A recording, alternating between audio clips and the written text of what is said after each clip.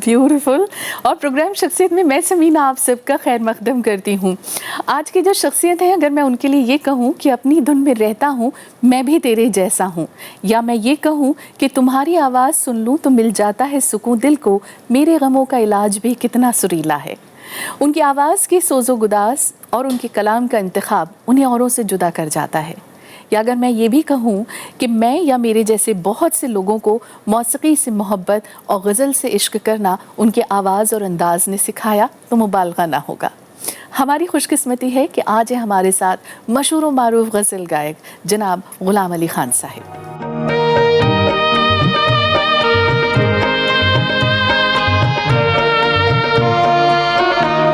हम तेरे शहर में आए हैं मुसाफिर की तरह। तुम आओ गुलशनी लाहौर से चमन बरदोश, हम आए सुबह बनारस की रोशनी लेकर, हिमालय की हवाओं की ताजगी लेकर, और उसके बाद ये पूछे कि कौन दुश्मन है।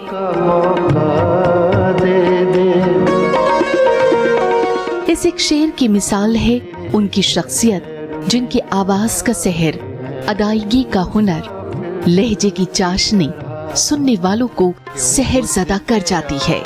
आवारगी ये दिल, ये पागल दिल मेरा, इस दश्त में एक शहर था, इस दश्त में एक शहर था, वो क्या हुआ।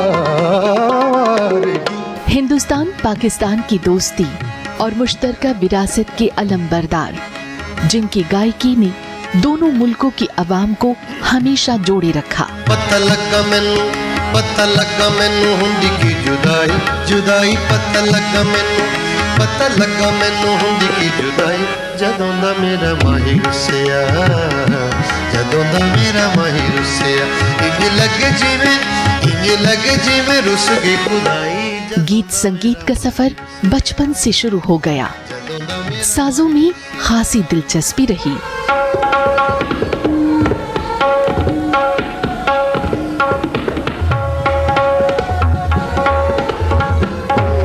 और मौसीकी से लगाव ने जिंदगी को नए मायने दे दिए। 2-3 दफा तो ऐसा हुआ है 12-13 वर्ष में कि खान साहब ने बोला कि जो पहले ये दादरा या ठुमरी या कोई गज़ल पहले याद करेगा या कोई ख्याल याद करेगा तो उसे 5 रुपए इनाम दिया जाएगा। तो मैंने कोशिश की, 3 दफ़ा इनाम जीता, वो 5-5 रुपए, वो अब भी मेरे पास मौजूद है और मुझे इतने अजीज़ हैं कि एक तरफ दुनिया की दौलत, एक तरफ उस्ताद का दिया हुआ इनाम मैंने संभाल कर रखा हुआ है। चुपके रात आंसू बहाना याद है हमको अब तक आशिकी का वो ज़माना याद है।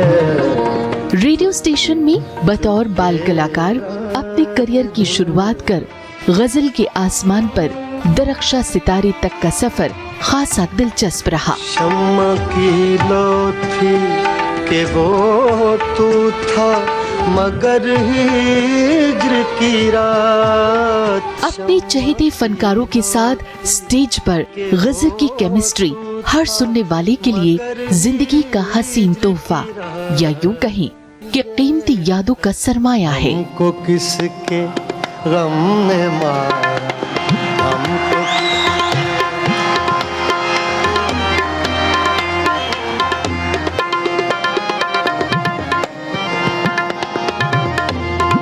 बस सीटी बहुत अच्छी है माशाल्लाह, बहुत अच्छी, क्या कहने माशाल्लाह। हमको किसके गम ने मारा, ये कहानी फिर सही। क्लासिकी मौसीकी से लेकर गजल गायकी और फिर बॉलीवुड में उनकी आवाज का जादू सर चढ़कर बोला।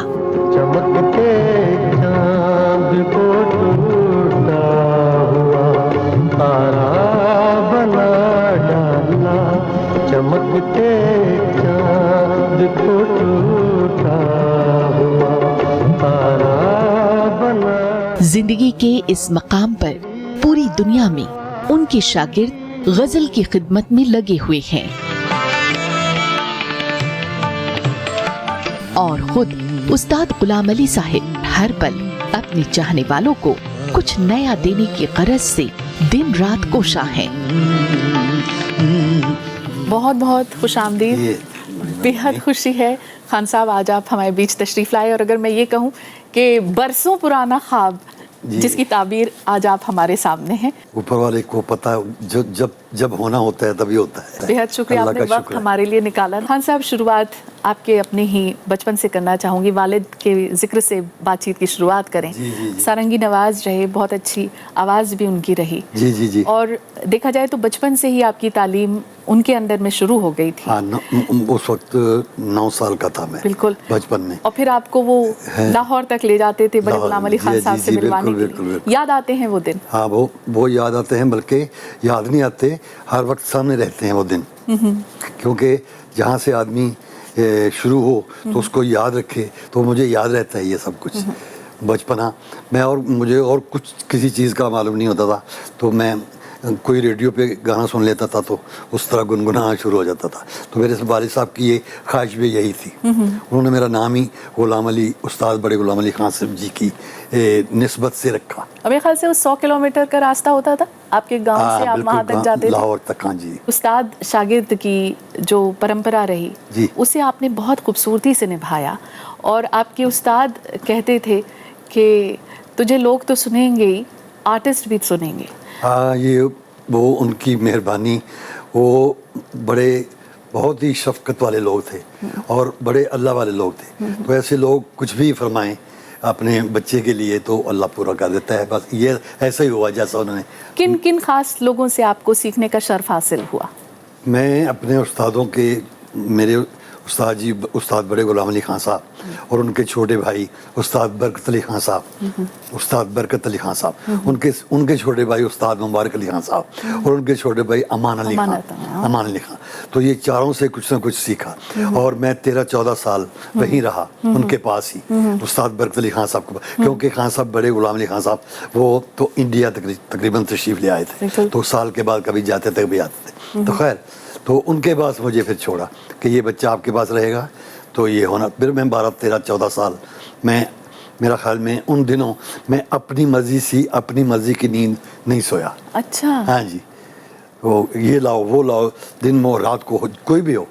तो एक दिन तो जब ये जो किस्सा आप फरमा रहे हैं, सुना रहे हैं, ये जो फरमाया उन्होंने उस्ताद बरकत अली खान साहब ने कि तुझे लोग तो सुनेंगे ही, लेकिन तुझे अपने ये सिंगर हजरात और म्यूजिशियन लोग, बड़े बड़े लोग भी, ये भी प्यार करेंगे, सुनेंगे। तो ये उनकी बात पूरी हुई। मैं इस लायक नहीं हूँ, लेकिन वो इतने बुजुर्ग लोग थे कि कभी कोई किसी से प्यार से किसी को कुछ कहे तो अल्लाह सुन लेता है। तालीम का मयार क्या था खान साहब, आपसे ज़रूर जानना चाहूँगी मैं। तालीम का मयार ये था कि वो लोग ये देखते थे कि सीखने वाले का माइंड क्या है, ये कितना अंदर से सच्चा है, कितना सीरियस है। और दूसरा तालीम का मयार ये भी होता है कि जो आदमी सीखता है वो ऑब्जर्व किस तरह से जल्दी कर सकता है या नहीं कर सकता। कुछ लोग ऐसे होते हैं को 10 मरतबा उनको कहना इधर से जाओ, वो भूल जाते हैं। तो कुछ लोग होते हैं जो जिधर से कहते हैं उधर से जाते हैं। हाँ। तो ये फ़र्क होता है तालीम का मयार। तो मैंने अपनी 12-13 साल 14 साल की एज में जो पीरियड था वहाँ उस्तादों के पास रहने का, मेरा ख्याल में मैं सामने बैठ के 5-6 या 8 दफ़ा सबक लिया होगा। अच्छा। लेसन लिए होंगे। तो फिर वो लेसन ऐसे थे कि उसको हम दोहराते रहते थे, सुनते रहते थे, पर उससे सारा कुछ आगे जाके बन गया। आज माशाल्लाह से या मैं कहूँ कि आप बहुत कामयाब सिंगर रहे हैं, हमेशा से लोग आपको बहुत चाहते रहे, लेकिन इसके पीछे आपकी मेहनत, आपका संघर्ष कितना रहा? बस संघर्ष आपने देखा? मैं मुश्किलें आई आपकी जिंदगी? मुश्किलें आई, लेकिन उसको मैं बड़ी अच्छे तरीके से निभा गया। वो मुश्किलें जो थी वो मेरे वालिद साहब जो मुझे हौसला देते थे और अच्छे लोग हौसला देते थे। फिर मैं असल में 11-12-13 साल की एज में लाहौर ही आ गया था। अच्छा, अपने गांव से। तो वहीं पे 2-3 दिन मैंने खाना भी नहीं खाया अपनी मर्जी से, क्योंकि मुझे कोई जानता नहीं था वहाँ। तो जिसको कहते हैं ना कि खाने के बगैर गुजारा हुआ, तो वो भी दिन थे। फिर अपने उस्तादों के पास चले गए, तो वो कभी खाना मिल गया, खान साहब भी बाहर चले जाते थे, तो हम कि ऐसी ऐसी चीज़ें भी करते रहे कि छोटे ढाबे नहीं होते, हाँ। उसमें से उस वक्त 4 आने की एक चवन्नी देते थे, 4 आने देते थे, तो 5 रोटी मिलती थी। तो हम 2 लोग थे, एक अमान अली उसका नाम था, माना भाई उसको हम बोलते थे, एक वो था, एक मैं था। तो 4 आने की 5 हम रोटियां लेते थे, और उसके साथ दाल होती थी वो मुफ्त। आपको पता है कि जो दाल मुफ्त हो उसमें वो कंकरियाँ भी होती हैं, वो भी हमने देखी हैं, उनको निकाला भी है। बार ऐसा भी पीरियड गुजारा है, लेकिन वो भी शुक्र के साथ, शुक्र करते रहे, अल्लाह का शुक्र है, नाशुक्री नहीं की, नाशुक्री नहीं की, और पीछे नहीं हटे। फिर पैदल भी चलना पड़ा है, तो हम पैदल चल के आगे। जब रेडियो पाकिस्तान 13 साल का था मैं, जब बच्चों के प्रोग्राम में मुझे उन्होंने मौका मिला। तो आपको अगर देखा जाए तो रेडियो पाकिस्तान से पहला मौका मिला। वही उस वक्त रेडियो सिंगर होना ऐसा था जैसे बहुत बड़ी एजाज की बात। हाँ जी। तो ये जो रेडियो से आप जुड़े, जी, उसके बाद फिर मैं जो हम लोग जानते हैं वो ये कि फिर आपके साथ रेडियो में बहुत मेहरबान लोग भी आपको चाहने लग गए, उन्हें याद करना चाहेंगे आज? बिल्कुल याद करना चाहूँगा, बिल्कुल। उनको तो कौन खास लोग थे? वो तो हर वक्त मुझे याद रहते हैं। उनमें ऐसे लोग थे, उस्ताद नियाज हुसैन शामी साहब, वो कंपोज़र थे रेडियो के, और उस्ताद शौकत हुसैन खान तबला नवाज थे, और उस्ताद अल्लाह खान साहब वो भी तबला नवाज थे कराची रेडियो पाकिस्तान पे। और लाहौर ज़्यादा हमने लाहौर स्टडी किया। फिर नासिर काज़मी साहब शायर थे, जिनसे हमने लफ्ज़ की इज़्ज़त करना सीखी, या कौन सा लफ्ज़ किस मूड से बुलाना है, किस एक्सेंट से लेना है। कि जैसे बोलते हैं कि गए दिनों का सुराग लेकर किधर से आया किधर गया वो, अजीब मानो सजनबी था मुझे तो हैरान कर गया वो। तो इस तरह से उसका लहजा जो है ये उनसे सीखा। हम लोग बेसिकली, मैं पंजाब से हूँ, डिस्ट्रिक्ट सियालकोट, गांव का नाम काले के।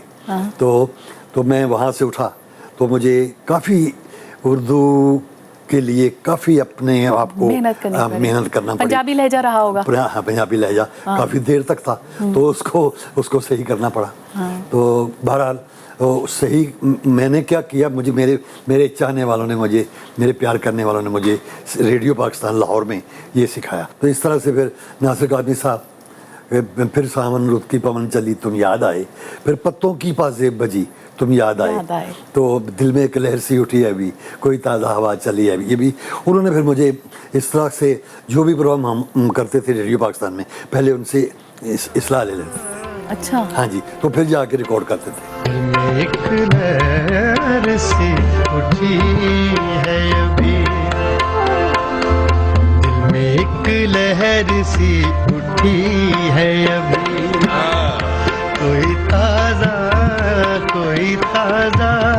हवा चली है अभी, दिल में एक लहर सी उठी है अभी। आपने जो कलाम का इंतखाब किया जी, मैं इसलिए ये जानना चाह रही हूँ कि उससे पहले तक के जिन लोगों को हमने सुना, वहाँ कलाम का इंतखाब जो होता था वो थोड़ा मुश्किल होता था। जी। तो ये जो कलाम का इंतखाब आपने किया, ये क्या सोच कर किया? ये इसलिए, पहले तो कई साल तो हम बहुत मुश्किल कलाम गाते रहे। दाइम पड़ा हुआ तेरे दर पर नहीं हूँ मैं, खाक ऐसी जिंदगी पे के पत्थर नहीं हूँ मैं।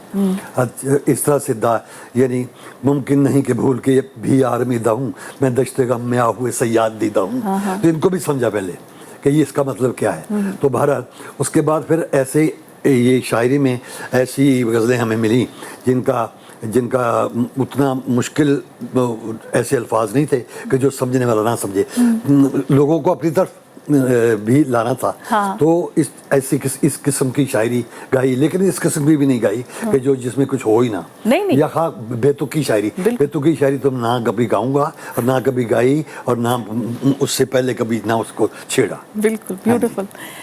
हिंदुस्तान में फिर आपका आना कब होता है, पहला कॉन्सर्ट होता है, और किन लोगों के साथ होता है और क्या होता है? तो ये है कि मेरे से 1 साल पहले 79 में हमारे बड़े भाई उस्ताद मेहदी हसन खान साहब वो तशरीफ़ लाए 79 में।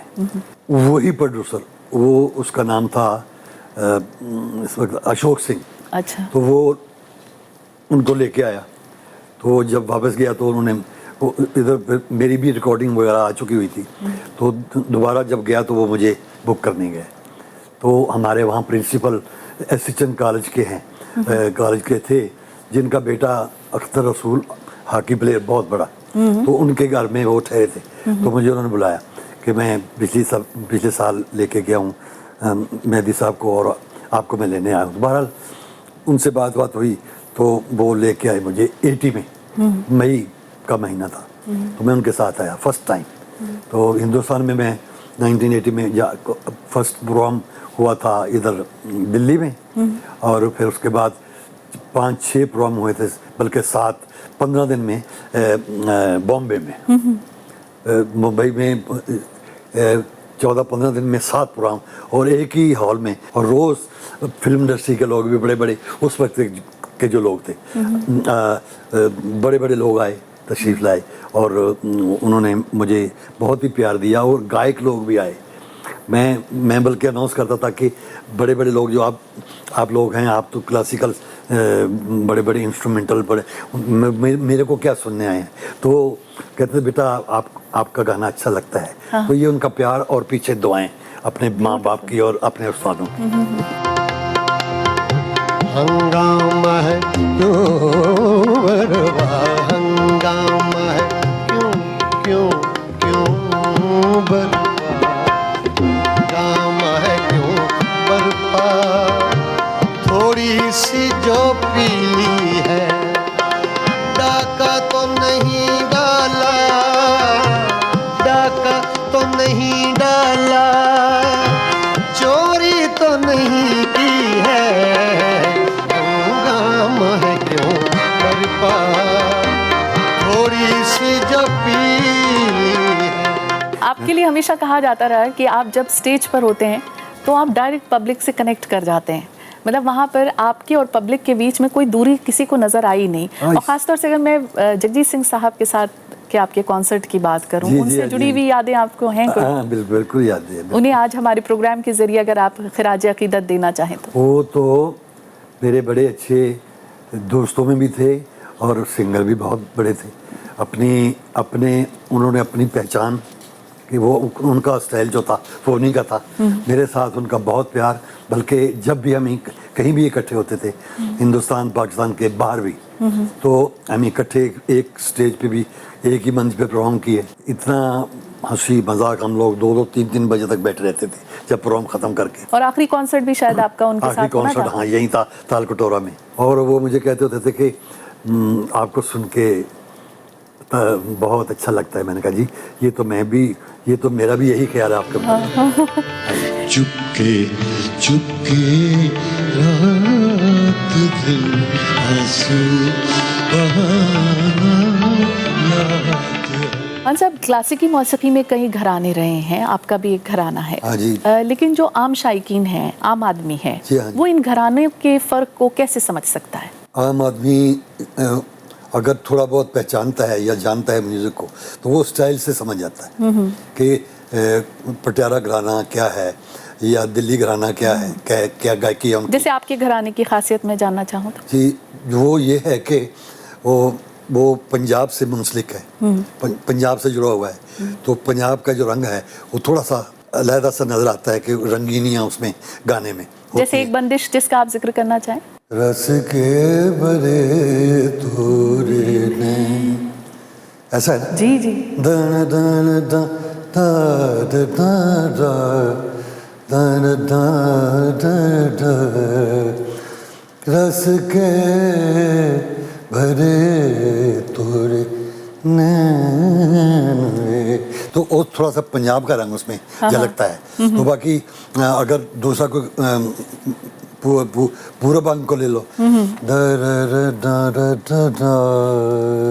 तो बहरहाल मैं इतना बड़ा गायक है भी नहीं कि मुझे सब चीज़ का पता हो, लेकिन मैं समझता हूँ कि फलां घराने की गायकी का स्टाइल क्या है। और आप माशाल्लाह से उन्हें बहुत पाकीज़गी से पेश भी करते रहे हैं, अल्लाह का उनका शुक्र। आपने बहुत ख्याल रखा है। जी, और ये अपने आप में एक बड़ा हुनर है, और लेकिन साथ ही साथ बहुत मुश्किल भी है। हाँ, ये और मुश्किल आज तो जो चलन है उस पर आप क्या कहना चाहेंगे? आज जो चलन है वो तो चलन ही चलन है। उसको उसमें आदमी चलते रहता है, कहीं खड़ा नहीं होता, क्योंकि आजकल बड़ा फास्ट हो गया है ज़माना जी। तो हर चीज़ फास्ट है। तो फास्ट में कभी कभी आदमी को प्रॉब्लम भी आ सकती है।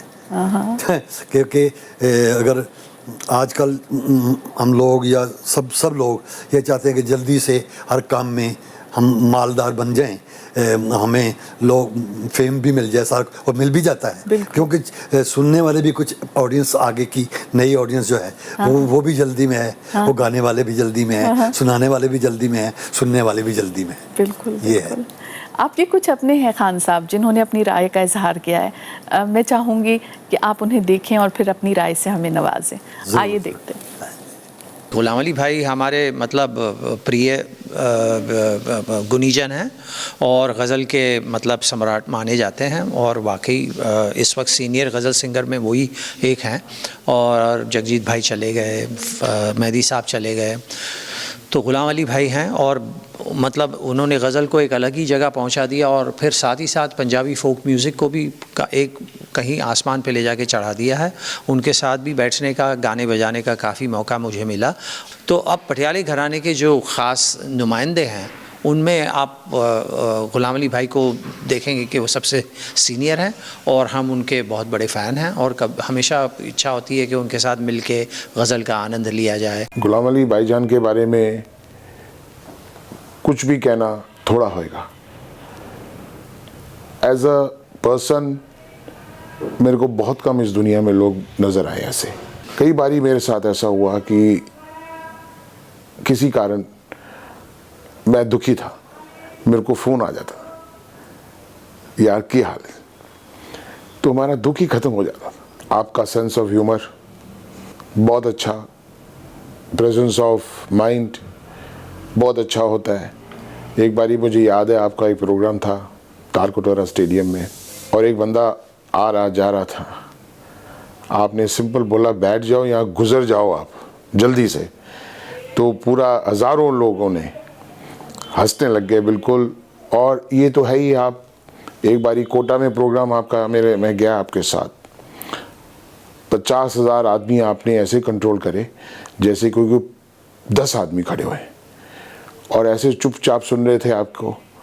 मैं तो हैरान हो गया। और आपके लिए हमेशा मेरे दिल से ज़िंदगी भर बेस्ट विशेस थी ही और हमेशा रहेंगी, आपके लिए, आमिर के लिए, सबके लिए। अस्सलाम वालेकुम, नमस्कार। उस्ताद जी, आप जितने बड़े आर्टिस्ट हैं, जितने बड़े कलाकार हैं, जितने बड़े गजल गायक हैं, उससे कहीं गुना ज़्यादा आप बड़े इंसान भी हैं।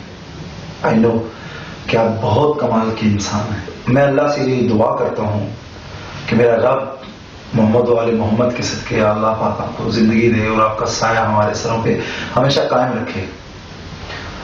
उस्ताद जी, आप अपने सवाल का खुद ही जवाब हैं, आप जैसा दूसरा कोई भी नहीं। क्या कहना चाहेंगे आप इनके लिए?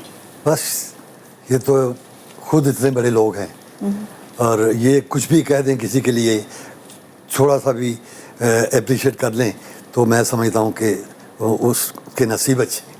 आपको मैं लगता तो अपने है नसीब अच्छा समझता हूँ। ब्यूटीफुल। हाँ जी। आपको लगता है कि अल्लाह ताला की बहुत मेहरबानी आप पर रही कि आपको इतने चाहने वाले मिले, और जब आपसे वो बिल्कुल जिसे कहते हैं ना, आपके साथ खड़े होकर, आपके साथ फ़ोटो खिंचवाकर, या आपकी गज़लें सुनकर, या जब वो आपको अपने आगे सामने देखते हैं, तो जो तासुरात उनके आते हैं, उस वक्त आपको क्या महसूस होता होगा? उस वक्त यही महसूस होता है कि हमारे काम में, हमारे प्रोफेशन में बरकत ही बरकत हो रही है, और चार चांद लग रहे हैं। ये क्योंकि किसी का दिल खुश हो जाना, किसी को खुशी मिले मेरे को देख के या मेरे काम को सुन के, तो इससे ज़्यादा और अच्छा मुकद्दर होने का क्या सोच सकता है आदमी। यूं तो आपने बहुत सारे रागों में बंदिशें पेश की हैं, लेकिन हर गायक या हर गुलकार की ज़िंदगी में कुछ पसंदीदा राग होते हैं जिनको वो हमेशा पेश करना पसंद करता है। आपकी नज़र में ऐसा कौन सा है? राग तो सारे ही कमाल हैं। मैं तो छोटा सा आर्टिस्ट हूँ, इस बारे में ये इल्म की बातें हैं तो मैं तो बिल्कुल स्टूडेंट बंदा हूँ, इंसान हूँ इस काम का। तो बहरहाल दो ही मेरे ख्याल के मुताबिक और बुज़ुर्गों से जो हमने सुना है कि काफ़ी ठाठ हैं, 10 ठाठ भी गिने जाते हैं, 72 भी गिने जाते हैं और काफ़ी, लेकिन जो बेसिक ठाठ हैं जिनमें पूरी दुनिया के सुर हैं, पूरी दुनिया की म्यूज़िक है, वो है भैरवी और एमन। एक शाम का राग है एमन और सुबह का राग है भैरवी। तो इसमें पूरी दुनिया के ये वो एक के कोमल सुर हैं, एक के तीव्र हैं, तो दोनों को मिला के 12 सुर बनते हैं। हाँ जी, तो 12 सुर में पूरी दुनिया की म्यूजिक है, चाहे किसी मुल्क में भी चले जाओ। और मुश्किल कौन सा लगता है आपको? मुश्किल तो कोई भी सुर मुश्किल होता है, जब लगाने का ना पता हो तो फिर मुश्किल ही होता है। मुश्किल ही होता है। अगर थोड़ा सा पता चल जाए तो फिर आसान भी होता है आराम से। खान साहब, आप शख्सियत में आए और हम लोगों के बीच इतना वक्त गुजारा, लेकिन आपकी इस बातचीत के सिलसिले को हम आगे और अपने दर्शकों को सुनाना चाहेंगे और दिखाना चाहेंगे, आप अगर इजाज़त दें तो। बिल्कुल बिल्कुल। गुलाम अली खान साहिब से बातचीत का सिलसिला हमारी अगली कड़ी में भी जारी रहेगा, जिसे आप देख सकेंगे शनिवार रात 10:30 बजे और रविवार सुबह 11 बजे। देखना बिल्कुल नहीं भूलिएगा, क्योंकि इस बातचीत में भी कुछ बेहद ख़ास बातें होंगी। इजाज़त दीजिए, नमस्कार, आदाब। तो दिल में दर्द आपने कभी महसूस किया? दिल में दर्द अगर ना महसूस किया हो तो ये चीज़ें होती ही नहीं हैं, है जी। तो वो उसके लिए एक किस्म का दर्द नहीं होता, कई किस्म का दर्द होता है। जैसे कहीं से अपने किसी दोस्त ने कोई धोखा दिया हो, या किसी प्रोफेशन में कई किस्म के मोहब्बत में भी तो धोखे होते हैं। मोहब्बत में भी धोखे होते हैं, लेकिन उसमें अल्लाह का शुक्र है कोई धोखा वोखा नहीं मिला। हाँ जी, मोहब्बतें आपको माशाल्लाह से पूरी मिली।